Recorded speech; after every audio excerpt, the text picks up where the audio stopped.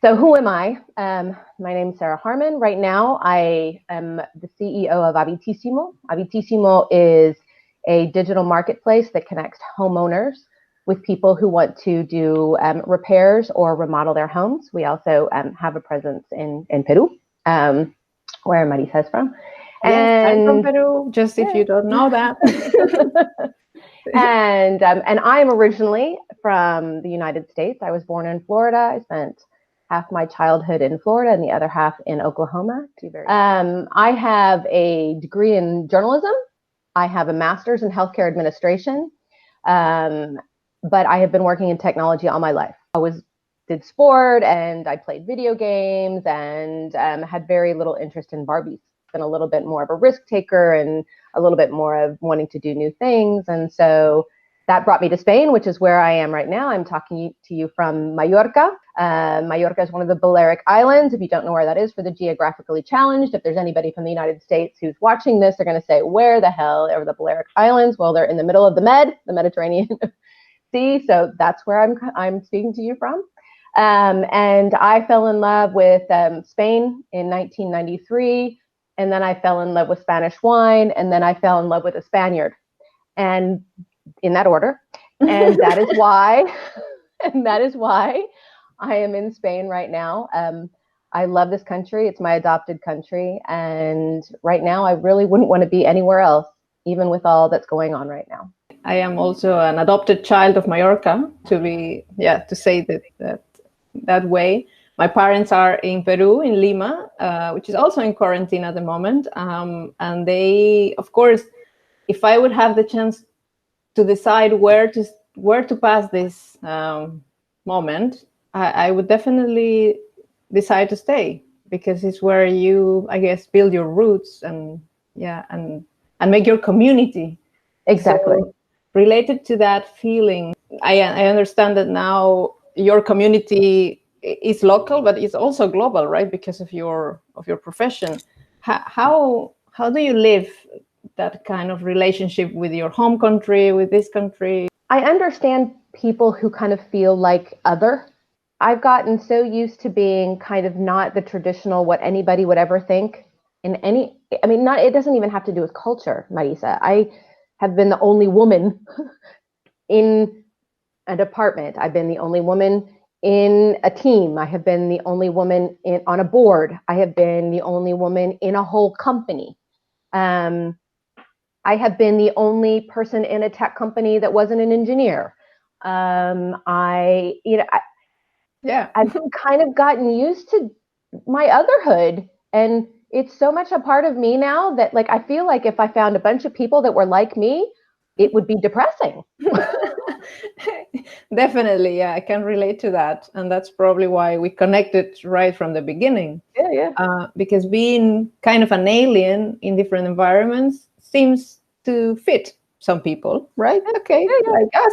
It also has a lot to do with what kind of alien you are, right? I mean, I've seen a lot of other American friends that have not adapted well in certain cultures, and I think part of it is that if you try, you have to embrace the culture you're in, right? And I know that the times that I've kind of been miserable and living in other cultures, it's when I've fought against the culture, right? Like I've tried to make my cultural construct fit where I am. And I think those people like you and I who have spent lots and lots of years have learned over time how to embrace that and be able to celebrate what makes you unique, but then also celebrate how you can adapt to that particular environment. So would you say that is the recipe of your success? And how did you get to a board of directors?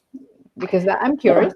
Sometimes I feel like I've kind of Forrest Gumped my way through life. Now, those of you who haven't seen Forrest Gump is a movie about a young man who always seems to find himself in historic moments, right? Like he always just seems to kind of magically just be there. And I feel like I've been fortunate to have really good timing, to be in the right place at the right time.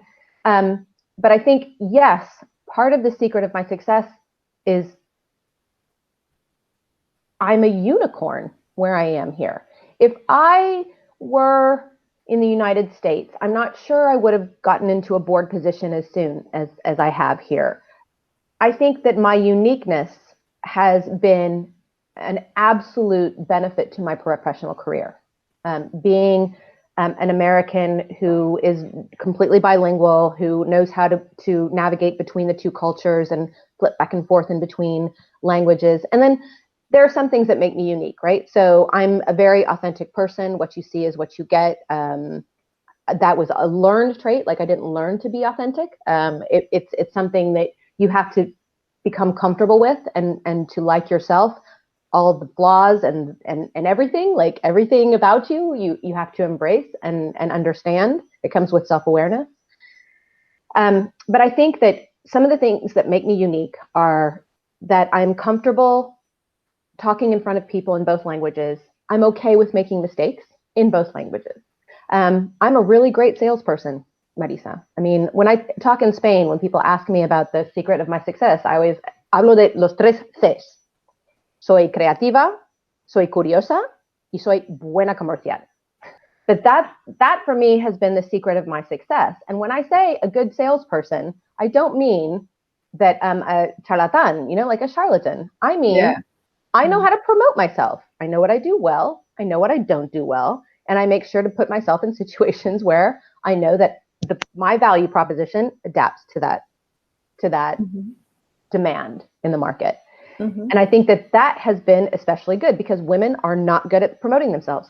We're told not to do it. I'm lucky. My parents, for whatever reason, didn't get that memo, right? They didn't get that memo. And so that was not how I was socialized. Yes, to a certain extent in school, but my parents, especially my mother, was always like, get the best education you can, be, assertive, make your own money, never depend on a man. Oh, yeah. That was my mom. Well, my mom was like, if not, you would be selling potatoes in the market. And I'm like, okay, Mom, but with you, please. Yeah. I want to know if this way of being, if this style has got you into trouble sometimes with some people and how you manage that. Yeah. So I remember my first job out of my master's program, Marisa, I had a woman, not a man, a woman tell me that she wanted to give me open, honest, and constructive feedback. And she told me that I needed to be less me. Like, literally, that was the advice. She said, you know what your problem is? You need to be less you. And I said, okay, what exactly does that mean? And it basically meant less honest. Like, basically what, when I kind of addressed that, she's like, you need to be more diplomatic, right? So let's say less honest. You need to be more diplomatic. You need to be less loud. Kind of a loud person. She told me not to laugh so much. Yeah. And so that, I think, set me back a bit, Marisa. That was also my first management position, right? And what it caused me to do was to try and imitate other people that looked like they were successful managers in the company, right? And so I said, okay, if I need to be less me, that means I need to be more like them. So I would watch, how they would behave. And Marisa, it was such a terrible failure because when the first NPS survey of my team came out, they crucified me in that survey. And it was so obvious that what I was doing was not authentic, that and that I was imitating the wrong person because this person was very dictatorial. Let's just call a spade a spade. And so, that was really tough in the first kind of in my leadership journey of, saying, okay, well, me isn't good enough, but that person who's successful, that doesn't work for me. That model doesn't work for me either. And a lot of people that I admire, women that I admire, aren't leaders. They're women that are everyday heroes. My sister is one of them. My sister is, she has a disability, but she would never let anybody think that she has one. She, when we both swam on a swim team when we were young, she's 2 years younger than me. She swam with all of the able-bodied people, distance swimming. I mean, like people who just basically take whatever adversity they have and they just basically give it the middle finger. But do I think we lack women role models for leadership? I think we're getting to a point where we do have good ones now. Did I feel the same way 10 years ago? No. Maybe because we didn't promote them as much as we try to now, right? They existed, but nor did they self-promote, nor did our society promote them. So I don't want to say that they didn't exist. I want to say they're not as visible as they are today. Definitely. Yeah. Which is part of my motivation to launch this channel, actually, because I am sure there were, and I met so incredible women, as you say, around you. I think what we need to do is we need to be elevating each other, right? So what you're doing now is really, really important. We need more role models, and we need women, unfortunately, and a lot of women are really uncomfortable with this. I think we just need to be more vocal about who we are and what we do and what female leadership looks like, right? I think, and there are a lot of women in the last 5 years that have written about it, about, writing about why women don't need to follow what we traditionally thought of as a good leader before, because it is really based on a male construct. And the centers of power were built by men for men. And I think we need to build new constructs. And I think that that's kind of where we are historically right now in terms of female leadership. Women are helping to change that whole construct of what it means to be a good leader. What would you say is your next challenge? I read this really great article, Marisa, in The Economist. It's an article that talks about what we're all feeling right now with this situation with COVID-19 and this pandemic. I think the headline is what you're feeling now is grief. Yeah. And I couldn't put my finger on it. I think it was even last Sunday that I woke up with just in this dark place, really dark. And I couldn't understand. And I felt the same way I felt. I lived in Washington, D.C. On September 11th. And that was a horrific experience. And I remember knowing on September 12th that the world had changed irrevocably, like forever, like it would never be the same. And that is what happened with this. Is that, a week ago, I woke up and, it just dawned on me that the world, this is it. This is an inflection point in history, and things are going to change. And I think you go through grief. You're grieving for what was, and you go through different stages of that grief, towards acceptance, right?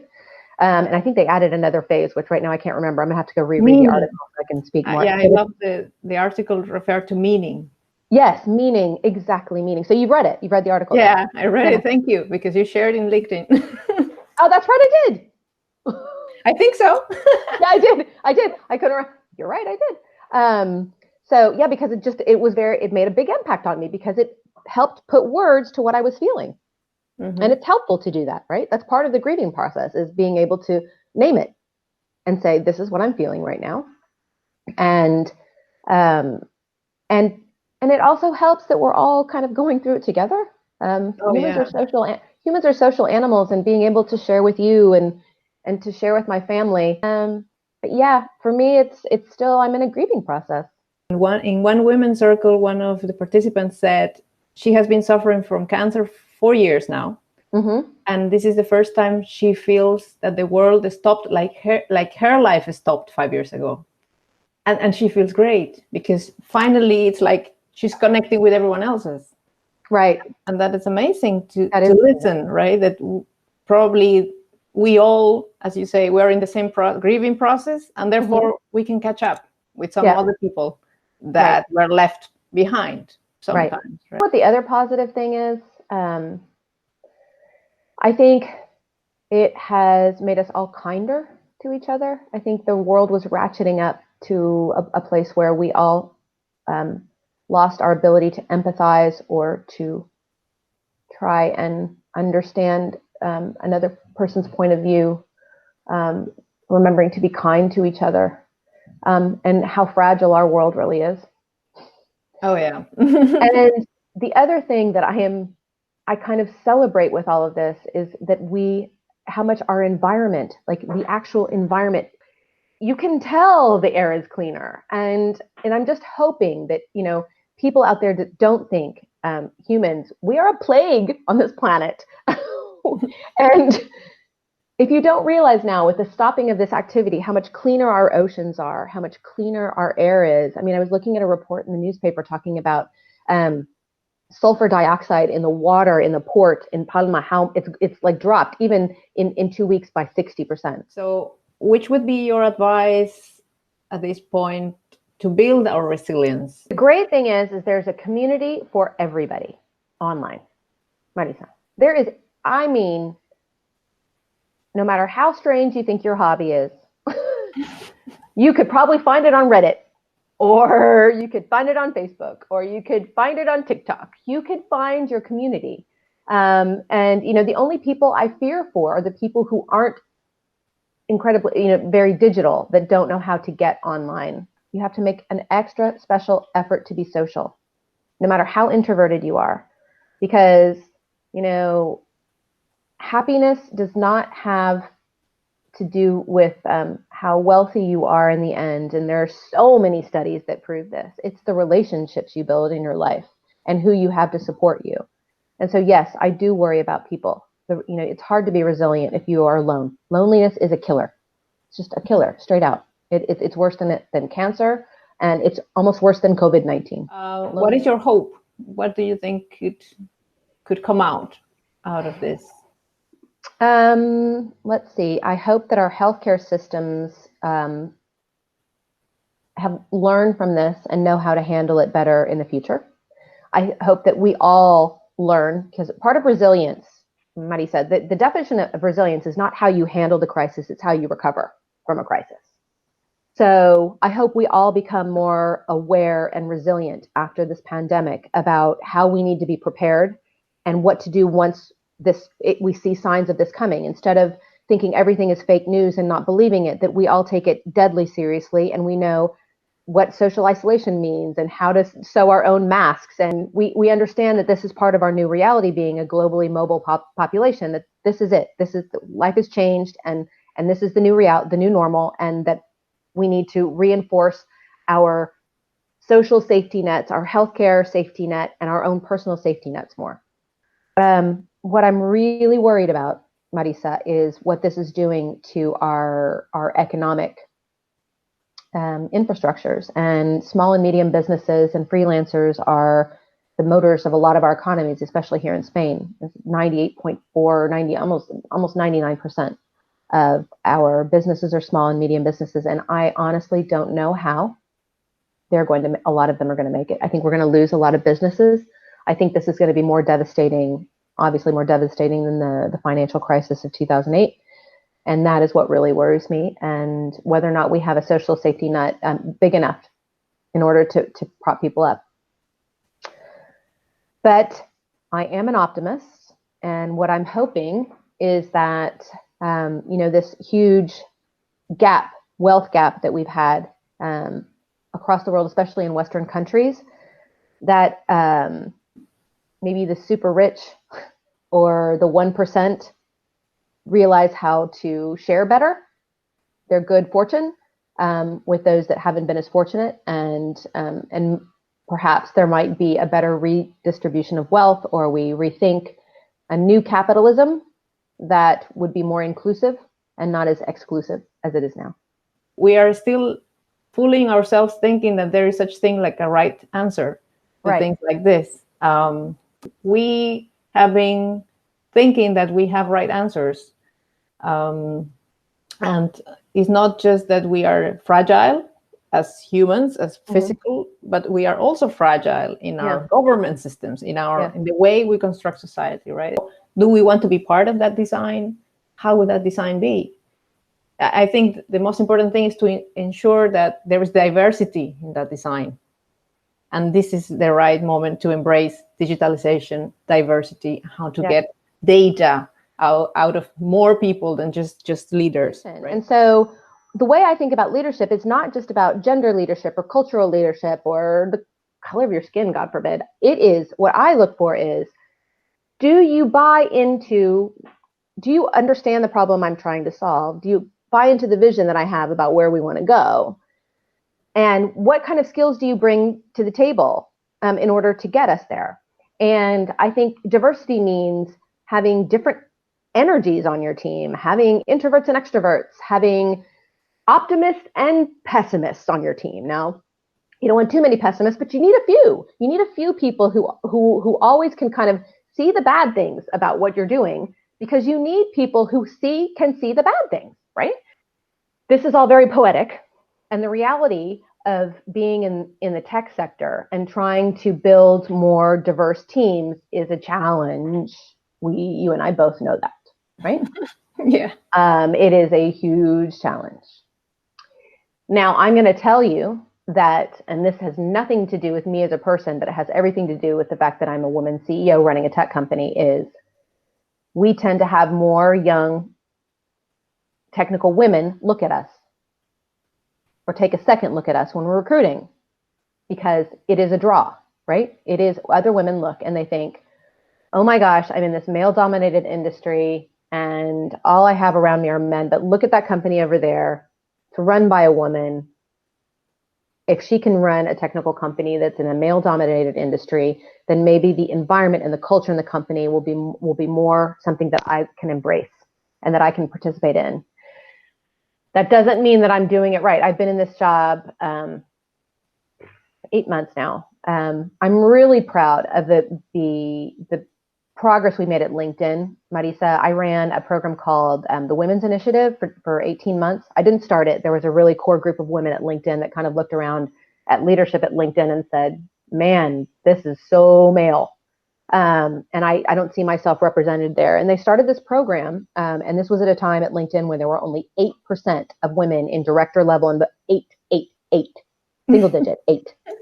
In positions of leadership. And by the time that I left LinkedIn last year, it was up to almost 40%. Wow. And this initiative didn't go by quotas. It went by promoting visibility of women, making sure that there were balanced slates for positions, right? Candidate slates for positions. It meant having sponsorship and mentorship at the top levels, so that when hiring decisions for major leadership positions were happening, that person was a voice at the table for that woman, like knowing, like having an absolute inventory of where your talent and your diverse talent potential is. And we have a ways to go at Habitissimo. We absolutely have a ways to go. My leadership team could definitely be more diverse, but the talent I have on my team is diverse. You know what I mean? Like, maybe not gender diversity, but when I look at profiles of the people who have on my team, it's very diverse, with very different backgrounds and how they've come to, culturally, coming from different countries, different types of education, different, ways of being, introvert, extrovert, more data-driven, more inspiration-driven. All of that makes for a recipe for, a really interesting way of looking at our business problems and trying to solve them. And it's very enriching. But I will say, to wrap all of this up, I still think it's a huge issue. What my biggest worry is, Marisa, is that it doesn't seem to be going in the right direction. Like, it just doesn't seem like there are girls going into technical fields. And I'm a little bit desperate about that. Like, I just don't know. I don't know what the right formula is. I think there's so many organizations trying to bring girls into these fields.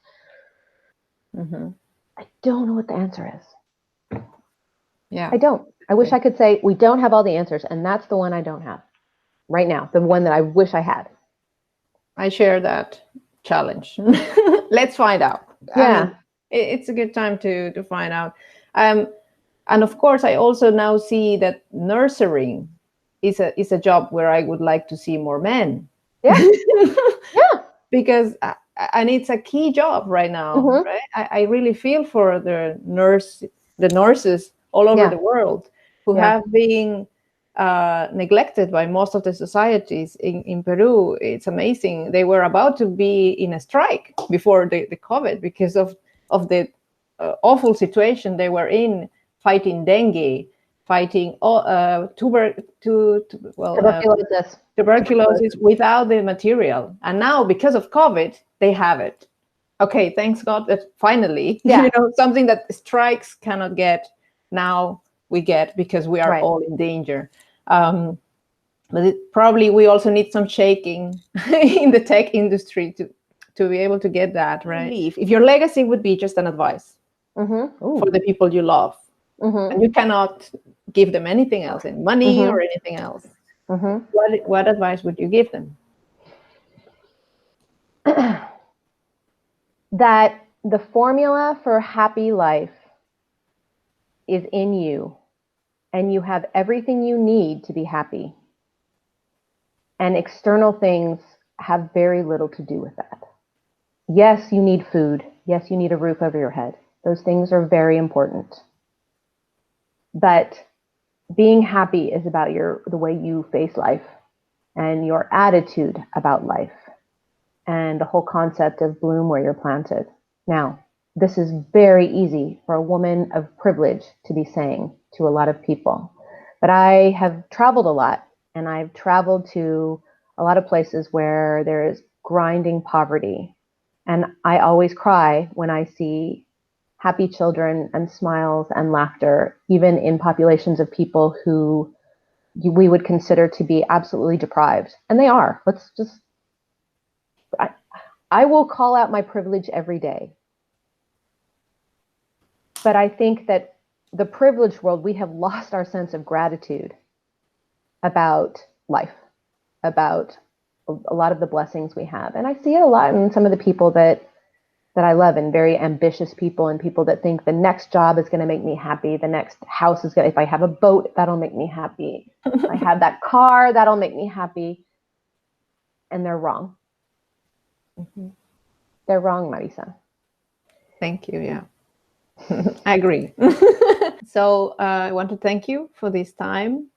And I really appreciate that you made the time to share with everyone. And I hope to be good enough to edit all this material properly and soon enough. Anything else you would like to say? I just hope that everybody is staying safe. I hope that everybody finds some sort of positivity out of this whole situation. I hope that we see less suffering. Like, once you get this edited and it's published, I hope things have gotten better. And so people are going to look back and say, why were Marisa and Sarah talking about this? I hope when you finally get it edited, we put it out there and people are like, they were being so dark. Yeah, exactly. Remember you and I were talking about grief. No, I mean, I would be selfish to think that I have a bunch of wisdom. I have a lot of experience, a lot of life experience, and I've had a lot of hard times in my life. But if it's one thing I've learned, these hard times tend to bring something beautiful later. And I am hopeful that something beautiful is not just my something beautiful, that it's something beautiful for all of us.